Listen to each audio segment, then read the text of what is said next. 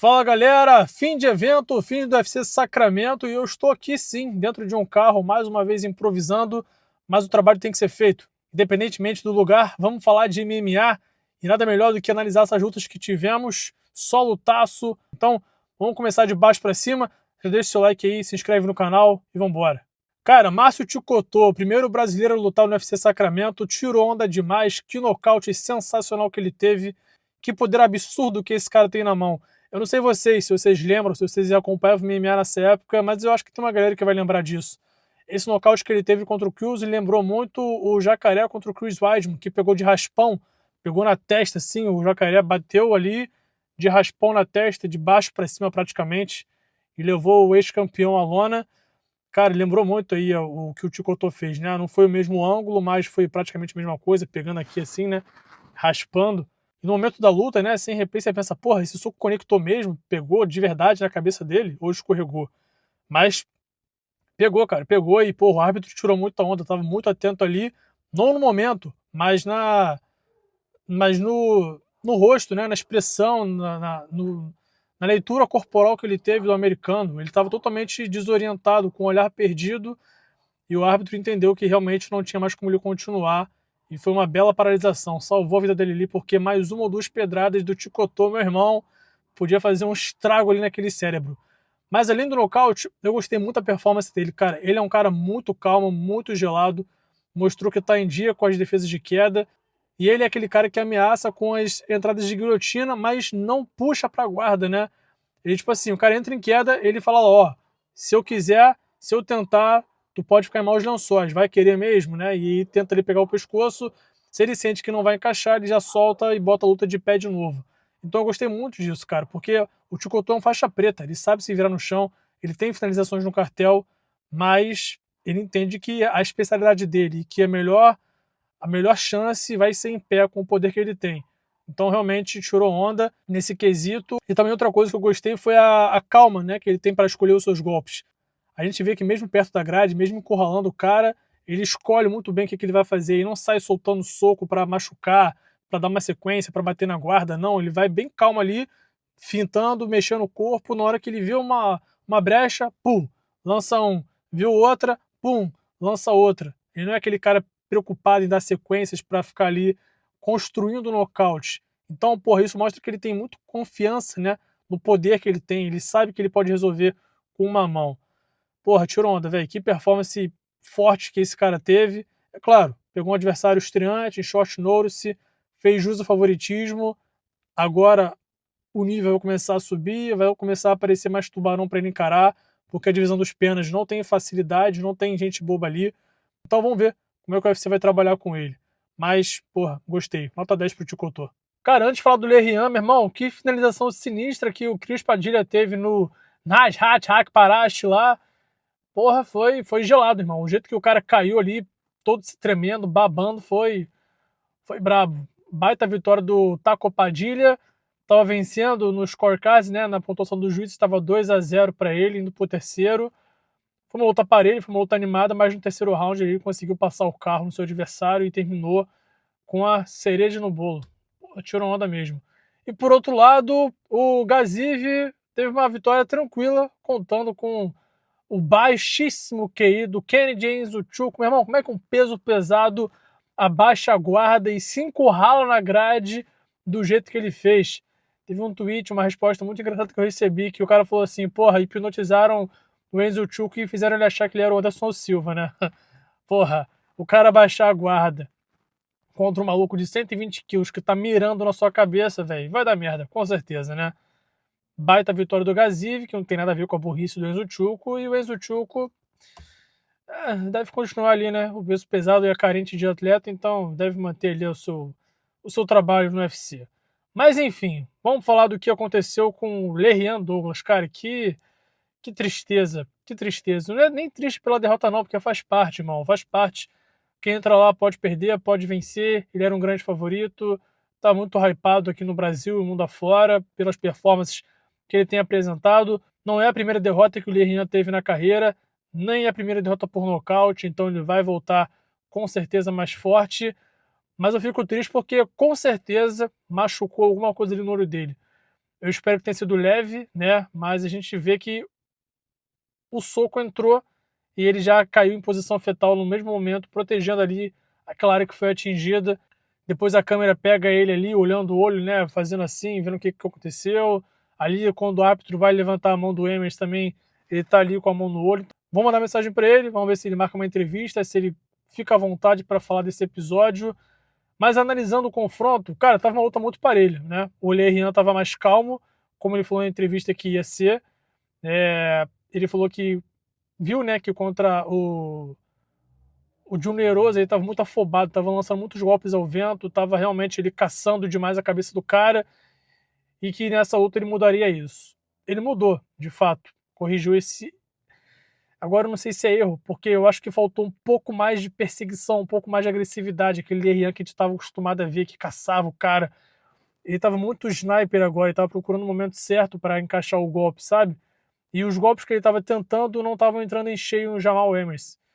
Por outro lado, o Jamal estava dando golpes retos, só que a maioria estava batendo na guarda do Lerian, né? Ele estava muito bem fechado ali, o Jamal estava dando só golpe reto e parando tudo na guarda do Lerian. O primeiro momento, não sei se é o primeiro, mas porra, aqui na minha visão agora, pós-luta sem rever, o primeiro momento que realmente entra em cheio, machuca o brasileiro e acaba a luta. Então quebrou a banca, muitos méritos aí do Jamal Emerson, né? Machucou o Lerian. O Jamal Emerson ainda teve uma comemoração ali que, porra, foi gelada, né? Simulou ali o pistoleiro. Faz parte. É o esporte, o Lerian deve voltar mais forte. Vamos ver como é que vai ficar a cabeça dele, como é que vai ficar o olho dele, principalmente, para ver se teve alguma lesão grave ali. Mas não tem jeito, né? Como eu falei agora, o peso pena é uma categoria cheia de tubarões. O Jamal Emerson, eu realmente não via um cenário que ele pudesse vencer o Lerian, porque ele é um cara que precisa de espaço. E eu vi o Lerian fazendo o que ele fez, encurralando, né? Tentando soltar o braço ali em cima do adversário, mas o Jamal Emerson veio muito preparado para encarar ele e acabou nocauteando. Agora, o que não pode acontecer, sinceramente, é começarem a duvidar, a falar mal do Lerian Douglas, porque ele perdeu essa luta pro Jamal Emerson. O que eu mais vi nas redes sociais foi, porra, era isso tudo mesmo? Ah, aí mais um hype pro lixo, mais um brasileirinho. Pô, vocês estão de sacanagem comigo, né, irmão? Não pode, velho. Não pode fazer uma parada dessa com o Lerian. O cara é bom demais. Ele é muito bom, ele é muito duro. Eu tenho certeza que ele tem um puta potencial, velho, pra voltar ao caminho das vitórias. Como eu falei, não é a primeira derrota dele. Se o cara fosse invicto, tivesse lidando com a primeira derrota, tudo bem. Podia pensar ali, pô, será que ele vai conseguir se reestruturar mentalmente, etc. Mas o cara perdeu já no LFA, voltou, entrou no UFC. Então, pô, vamos pegar leve, né? O Jonathan Tubarão acabou dando uma zoada ali na cara dele, o Vinícius Lockdog também. Eu não sei se existe uma rivalidade entre os dois, entre os três, né? Se o Lockdog e o Tubarão já tiveram alguma desavença com o Lerian, mas se foi de graça, porra, aí não concordo, entendeu? Não concordo chegar agora porque o cara perdeu e começar a falar. Quando o cara tava ganhando, tava todo mundo quieto. Agora que ele perde, vão começar a soltar os cachorros em cima dele? Eu acho covardia, né? Mas enfim, vamos falar agora do card principal. O Gisela Chaves acabou perdendo para Carlos Judice por um nocaute ali na linha de cintura. Cara, não tem nem muito o que falar, né? Foi uma luta muito rápida. A Gisela se propôs a fazer o que ela prometeu, que era ir para cima, encurtar a distância e tentar evitar que a Carly chutasse.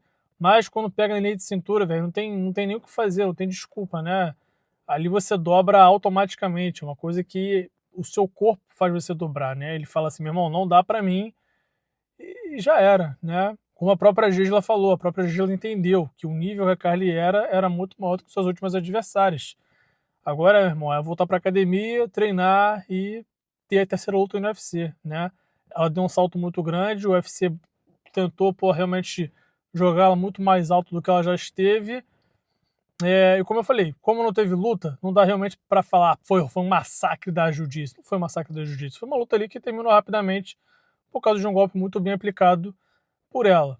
Então, vamos ver como é que é o futuro das duas lutadoras, mas, de fato, a Carly é uma lutadora muito violenta e que tem que ficar de olho nela, porque ela vai dar trabalho nessa categoria, assim como eu também acredito que a Gisela, ganhando mais experiência, evoluindo seu próprio jogo, também pode dar. Ela realmente é uma lutadora que me agrada ver o estilo dela, de ser porradeira assim. Bom, Michael Medeiros e Mason Jones. O Mason Jones, cara, essas guerras que ele trava, essa loucura aí que ele vai pra trocação para dar show. uma hora começa a cobrar, né? Uma hora o cérebro começa a falar, ô, lembra de mim que, porra, eu não tô aqui para ser feito de saco de pancada. Ele venceu o primeiro round, venceu bem, deu knockdown, tudo mais, foi violento como sempre, mas no segundo, cara, é aquilo, o Marco Medeiros é um contragolpeador muito bom, botou ele na grade, deu uma cotovelada em cheio na cara do Mason Jones e ali foi o início do fim, né? E o nocaute foi feio, cara, foi tipo assim, foi pesado, né? O Mason ficou ali preso na grade, igual um zumbi, tipo, todo torto assim, o árbitro salvou ele, depois ele saiu andando cambaleado. É preocupante, cara, é preocupante o futuro do Mason Jones, porque ele continua entrando nessas guerras aí, ele continua, porra, gostando dessa parada, alguém tem que falar, ô, fica mais estratégico, senão teu futuro vai ser brabo, né?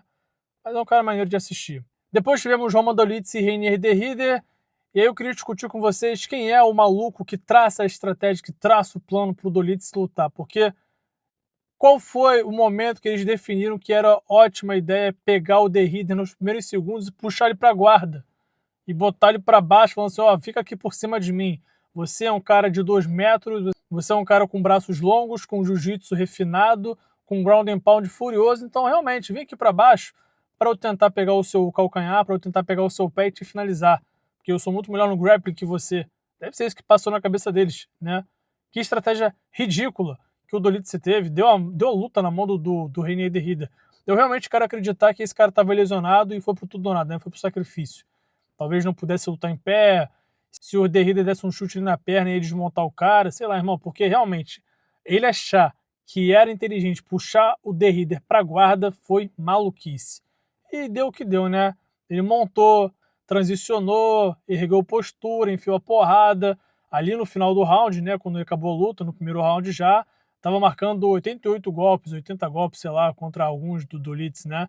E até acabar a luta já deve ter passado dos 100, porque ele montou e começou a distribuir saraivada ali sem complicação nenhuma. Eu acho que até que o árbitro demorou demais para paralisar a luta, porque já não tinha como o Doido sair dali, né? Tava entregue. Grande vitória do The Ridder, passou um recado para a divisão, passou um recado para os fãs que estavam tacando hate nele, né? Depois dessa sequência negativa que ele teve. E é aquilo, mano. O cara agora tá no meio pesado, tá na categoria de origem dele. Ele não tá tendo mais aquela sequência louca de uma luta atrás da outra e que o corpo não aguentava, né? Agora a gente vê que ele é um cara muito mais saudável. E aquele momento que ele chora depois da luta, que, porra, ele realmente ele se emociona, deve ser porque ele deve ter sofrido muita parada durante esse processo, né? Que chegou todo hypado, duplo campeão do One Championship, venceu todo mundo no UFC, aí começou a perder, o pessoal começou a desacreditar, começou a xingar, mudou de academia, né? Foi para American Top Team, saiu da academia rival, que era aqui o Cliff, onde o Gregory Robocop treina. Eu gosto dele, é um cara que faz lutas boas. Então vamos ver como é que o futuro dele vai ser aí na categoria. E agora sim, Vitor Petrino e Sergei Spivak. Cara, eu tô vendo muito pessoal aí criticando o Petrino, falando que ele é chato, que ele deu luta ruim, que não foi maneiro assistir o cara lutar. Pô, me desculpa, velho. O cara tava enfrentando o sexto colocado. Pra mim, era uma luta que o Petrino ia ter muita dificuldade de soltar o seu jogo, de conseguir performar em cima do Spivak. E ele tirou pra nada, o top 6 do peso pesado. Porra, ele foi muito bom nessa luta, velho. Ele foi muito bom mesmo. O primeiro round dele ali, minando a perna do Spivak, muito mais rápido que o Moldavo, batendo no jab, fazendo o nariz do cara sangrar já no início, entrando e saindo. Tipo assim, a impressão que dava é que quando o Spivak conectava um soco no Petrino, o Petrino sentia bastante a mão dele, sabe? Teve um jab ali que ele acusou, que ele, tipo assim, ele recuou bastante o Petrino, né? Então, contando que eu esteja certo com a minha visão, não tem por que ele entrar no pocket com um maluco, né? Não tem por que ele ficar ali na trocação com o Spivak, que já venceu o Anti-Delija e venceu, mas foi roubado contra o Valdo Cortez Acosta, tem que respeitar, né? É a porta de entrada pro top 6. Você não pode achar que está lá, porra, lutando por um contratinho, por uma lutinha qualquer, para fazer highlight, e que se você perder, tudo bem, você volta depois. Não é assim, né? Eu acho que ele tem que ter mais respeito pelo Petrino, cara. Ele mandou muito bem. O segundo round, para mim, foi 10-8. Foram 28 golpes significativos contra 0. Ele colocou o cara no chão com extrema facilidade, montou, bateu, porra, rodou ali no chão, fez o que fez, não deixou o cara levantar durante praticamente 4 minutos e os juízes dão 10-9? Porra, não existe isso não. E aí no terceiro round, que é um round que eu acho que tá tendo mais críticas, né? Que ele não puxou o gatilho, ele não conseguiu o nocaute técnico por causa daquela perna minada ali do Spivak. Sei lá, tipo assim, ele sabia que o Spivak tava indo pra tudo, né? Tava indo pra matar ou pra morrer, porque tava 2-0 pro Petrino. E aí, tu vai fazer o quê? Contra um cara que tá lá pra te matar de qualquer jeito, sabendo que não tem a chance de ganhar na pontuação dos juízes. Você vai entrar na trocação franca ou tu vai se preservar pra ganhar a decisão dos juízes? É uma escolha que você tem que fazer. Você tá renunciando uma coisa, você tá renunciando o possível cheque de $25.000 a mais ou até 100 se você conseguir um nocaute absurdo, uma finalização absurda, ou você tá preservando a sua posição no ranking, o seu alavancamento, a sua vitória, a sua bolsa de apresentação mais triunfo. Tem que entender qual é a sua prioridade na sua carreira, velho. O Petrino, pra mim, ele fez certo. Não quis arriscar. Bateu, saiu, entrou, ficou ali na distância. Ele sabia que o luta já estava na mão dele. Por que, que ele vai ficar entrando na curta distância? Se ele entra ali na curta contra um peso pesado que a gente sabe que pode definir a qualquer momento, toma uma mão e perde, as pessoas que estão criticando ele por não ser animado, por não fazer um highlight, seriam os mesmos que estariam dizendo que ele é burro, que ele faltou QI, que a luta estava na mão, por que ele não controlou o resultado, por que ele não controlou a distância. É difícil, cara, é difícil realmente saber qual lado que a gente tem que defender aqui. O meu lado, eu defendo que o Petrino fez certo. Na hora que a vitória está na sua mão, seja inteligente, seja estratégico, dane-se os holofotes, dane-se tudo. Pode pagar um preço por isso? Do UFC falar, porra, que cara chato, não vamos alavancar ele? Pode, mas eu não acho que tenha sido tão chato assim como estão pintando, não. Faltou emoção? Concordo, mas falar que foi chato, sei lá. Mas enfim, vamos falar do que interessa agora, que é a luta principal do evento. Anthony Hernandes e Gregory Robocop. O Gregory quebrou a banca, né? Grande vitória dele. Eu tava achando que o Anthony Hernandes ia passar o carro, ia conseguir levar ele para mais profundos, mas o Gregory mostrou que, porra, a defesa de queda dele tá em dia demais. Se eu não me engano, foram 23 quedas defendidas em 25 tentativas, alguma coisa assim. Foi um absurdo o que ele fez com o Anthony Hernandes. Agora, beleza, ganhou, vai galgar passos no ranking, só que essa escolha que ele teve, que quase custou a vitória dele, não pode acontecer, velho. O cara que tá a uma, duas lutas do cinturão, não pode ter escolhas erradas como ele teve, aceitando ficar no chão contra o Anthony Hernandes, quando claramente o Fluff não tinha condição nenhuma de ficar em pé. Não podia ficar. Meu irmão, nessas horas é você bater no chão, levantar e falar, vamos, vem. Porque tem até chance do Anthony não conseguir levantar e o árbitro decretar ali que o nocaute técnico, de acabar a luta. O Anthony fica ali com a mão assim, esperando o cara levantar, e o árbitro fala, vai, vai, vai, e não vai, e acabou. Não tem papo, né? O Gregory errou muito ali. Eu acho que ele perdeu pro ego dele, faltou frieza ali para ele, porque ele ficou em cima do Anthony, não conseguiu fazer nada por cima, não conseguiu nem chegar perto de encaixar uma finalização ou de montar. E depois o Fluff conseguiu se recuperar, voltar para a luta e fez o que fez, né? Uma guerra. Se eu não me engano, ainda no fim do segundo round, que é o que acontece ali, que eles vão pro pocket que, porra, o Gregory vai pra trocação franca perto da grade, o Anthony conecta vários socos na cara dele e acaba o round assim. Foi no segundo ou foi no primeiro? Corrijam aí, não sei, não vou lembrar agora. Mas nesses momentos, cara, que o seu adversário tá entregue, por que você vai aceitar a trocação franca? É o que eu disse sobre o Petrino.